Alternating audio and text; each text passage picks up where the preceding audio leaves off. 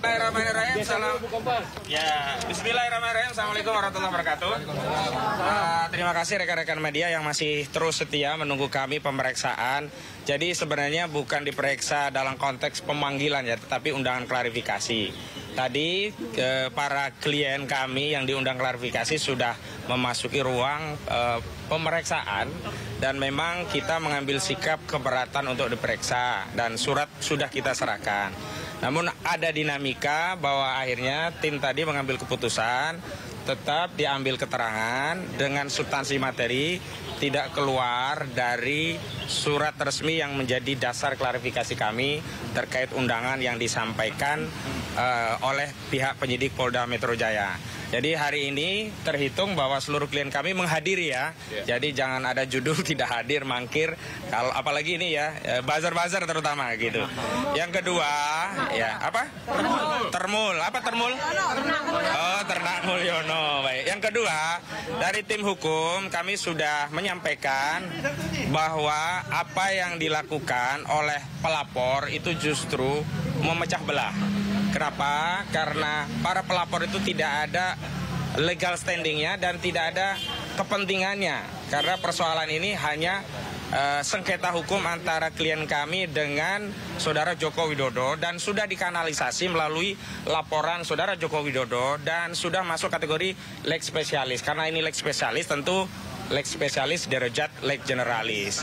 Artinya ketentuan undang-undang atau hukum khusus yakni delik aduan terkait pencemaran dan juga terkait fitnah mengesampingkan pasal-pasal umum, entah itu pasal 160, 28 ayat 2, 28 ayat 3 dan pasal-pasal lain yang tidak relevan dan tidak ada kaitannya dengan aktivitas penelitian dari yang dilakukan oleh klien kami. Dan kami perlu sampaikan, bukan hanya para peneliti ya, Pak Roy Suryo dan Pak Arisman Nasiolan, tapi juga tadi ada sejumlah pihak lain yang diundang untuk klarifikasi yang kami dampingi, misalnya Pak Egy Sujana, juga ada Bu Kurniati Rioni dan Bang Rizal Fadilah, termasuk satu lagi Bang Rustam Effendi.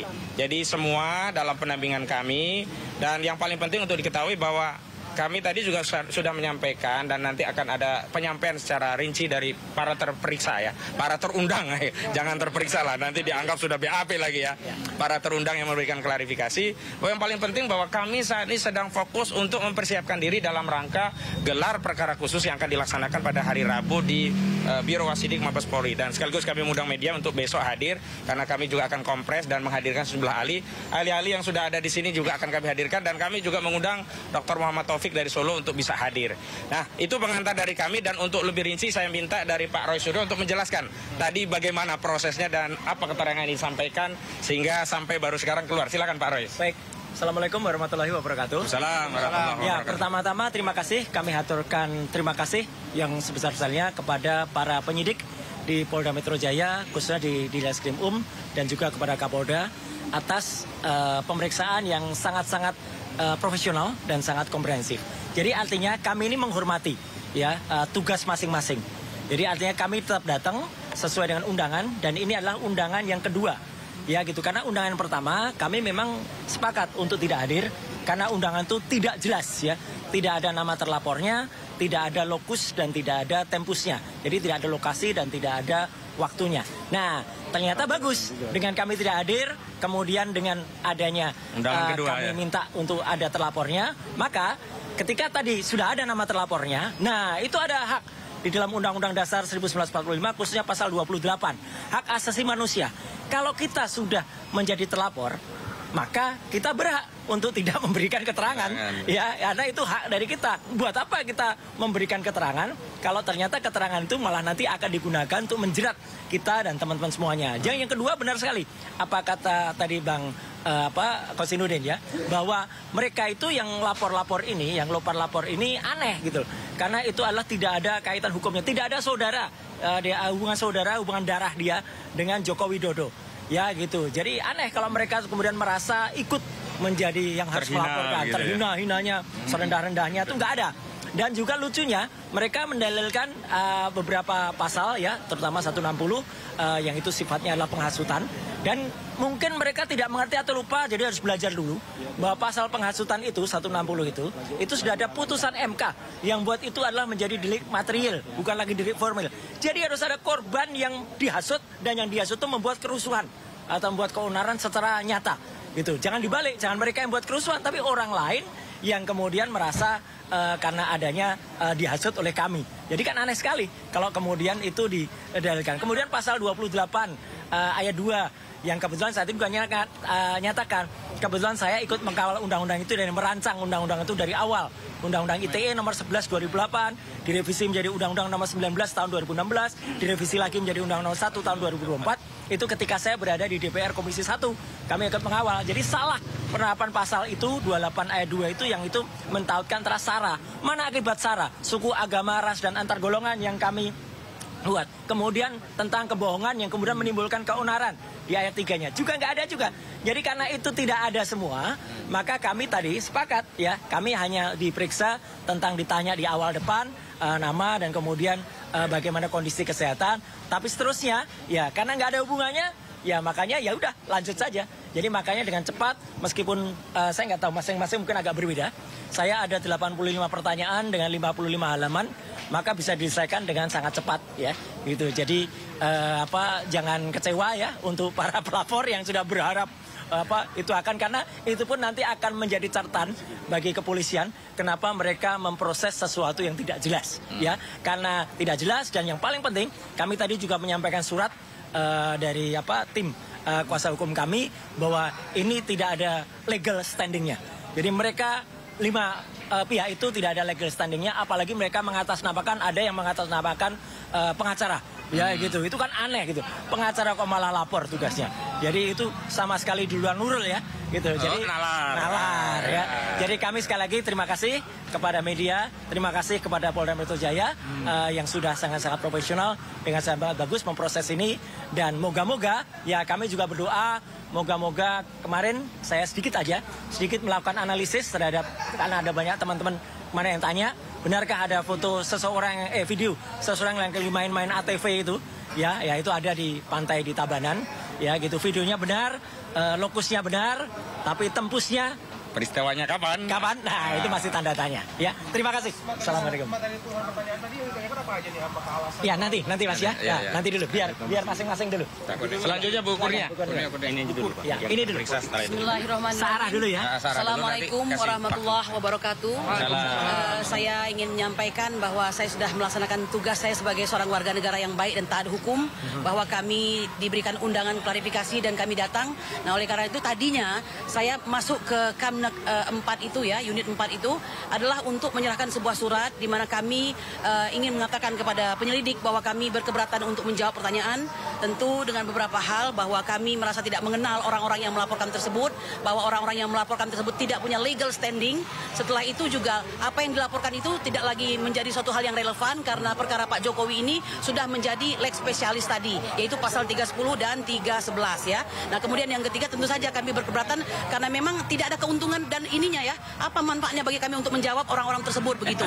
Di samping yang keempat, kami sedang fokus untuk menyiapkan gelar perkara khusus yang insya Allah akan merubah sejarah daripada perkara tersebut ya. Nah, justru seharusnya pihak aparat harus ya merasakan ada suatu gelombang baru di sini. Kalau tadinya itu dilakukan penghentian secara tiba-tiba saja dan kami tidak diberikan alasan mengapa dihentikan ya, hanya dengan mengatakan bahwa ini adalah ijazahnya identik, kemudian tidak ditemukan peristiwa pidana, maka kali ini ada banyak sekali perubahan berupa bukti-bukti baru yang selayaknya tanpa kami minta, petugas atau aparat harusnya sudah mulai memeriksanya, kan begitu. Tetapi tidak apa-apa, memang nampaknya memang begini kondisi daripada keadaan bangsa ini, bahwa yang namanya orang yang menggugat pemerintah itu harus mereka yang proaktif dan lebih aktif ya. Nah, ibu-ibu dan bapak-bapak sekalian, saya mengucapkan terima kasih ya kepada penyelidik sungguh kami perlu memberikan apresiasi tanpa menekan kami, ya. Bahkan mereka mengarahkan Ibu, suratnya tidak apa-apa, tapi pertanyaan harus dijawab setidak-tidaknya Ibu berkeberatan tadi. Jadi ditumpahkan dalam bentuk BAP tersebut, ya. Supaya apa? Berarti Ibu nyatakan hadir. Ya, saya terima kasih. Berarti itu sudah benar. Inilah yang harusnya terjadi, ya. Pada ulang tahun ke-79 Polri ini mereka menjadi aparat yang ramah dan sayang kepada rakyat bangsa Indonesia. Presisi, gitu, ya. Saya kira itu yang bisa saya sampaikan. Dan ya, saya pertama tadi masuk jam 11 sampai jam 12. Agak ke bawah aja biar wajahnya kelihatan. Sampai jam 12 gitu kan. Kemudian istirahat, sholat, dan kembali dari sholat hanya untuk menandatangani produk yang telah disusun, gitu kan.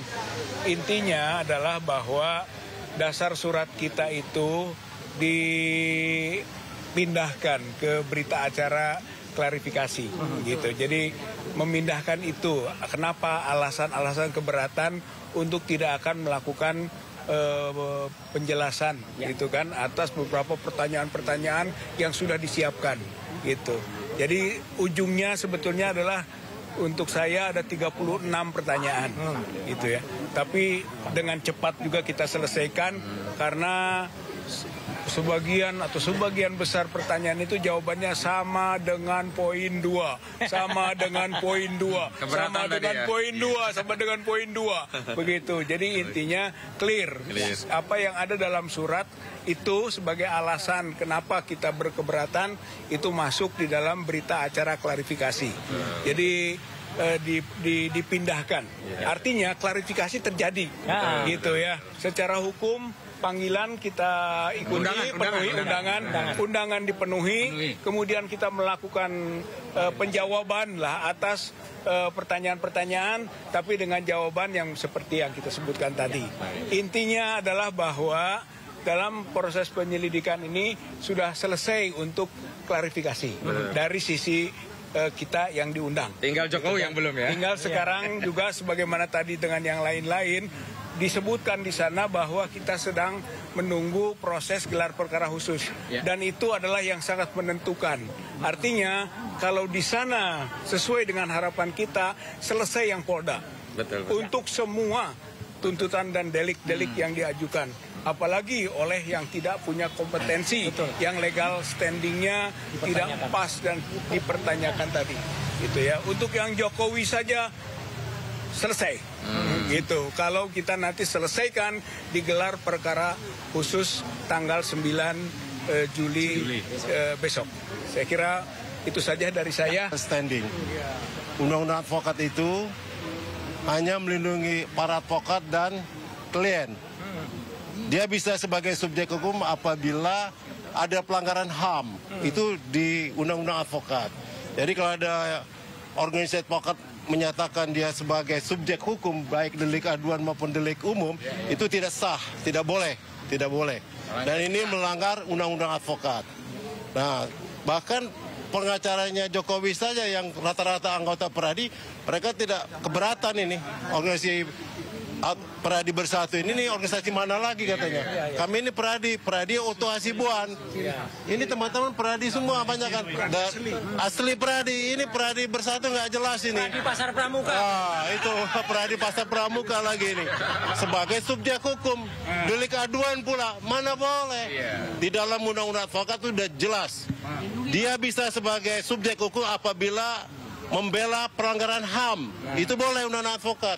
Tapi kalau tidak bisa, tidak sah. Terima kasih. Wassalamualaikum. Kepada pihak kita juga sebagai pelapor dan diberikan kesempatan yang sama. Dan insya Allah ya benar-benar bisa transparan. Perkara di Bareskrim ada satu perkara. Di Bareskrim 263 dugaan tentang tindak pidana pemalsuan dokumen berupa ijazah palsu Jokowi. Di Polda ada 2 laporan. Laporan pertama aduan dari saudara Joko Widodo tentang pencemaran nama baik dan fitnah, ya 310 KUHP dan 311 ditambah 27A. Memang ada 2 pasal yang tidak relevan, yang tidak pernah berani diungkap juga oleh mereka karena tidak relevan, jadi 32 dan 35 Undang-Undang ITE diselundupkan kalau bahasa kami. Nah, yang kedua ini adalah kumulasi atau konsolidasi dari 5 Polres, ada yang dari Depok, ada dari Polres Jakarta Selatan, Jakarta Pusat, dari 5 orang yang kalau dalam media itu mengatasnamakan diantaranya tadi Peradi Bersatu, ya ada Samuel Leken, ada macam-macam lah, ada Andi Kurniawan dan sebagainya, itu ada 5 orang yang hari ini klien kami dimintai klarifikasi untuk laporan 5 tadi ya. Yang lokus deliktinya, dugaannya ya, tadi di dalam surat undang klarifikasi sudah mulai disebutkan ya, ada yang di Depok, di Bekasi, Jakarta Selatan, Jakarta Pusat. Tempusnya di sekitar Maret, April, Mei 2025. Itu, ada lagi? Ya. Apa sih menjadi pembeda sehingga ada jualan objek perkara di dalam Ya itu aneh. Lah karena nggak ada bedanya kami nggak mau nanggapi. Ini kalau orang Jawa bilang wong legan golek mau ngomongan. Betul. Orang nggak ada kaitannya, nggak ada kepentingannya ngikut-ngikut. Ya mungkin biar masuk TV lah mungkin lah ya. Saya nggak tahu. Kenapa? Dari top. Ya ini asasnya adalah ijazah palsu dan asas ijazah palsu itu hanya bisa bergulir di Polda kalau yang di Barreskrim sudah bisa dibuktikan ijazah itu asli dan pembuktiannya bukan melalui gelar perkaranya Barreskrim tapi putusan pengadilan yang berkekuatan hukum tetap. Sepanjang belum ada putusan pengadilan berkekuatan hukum tetap tentang status ijazah saudara Joko Widodo, maka status quo laporan yang ada di Polda ini tidak bisa jalan.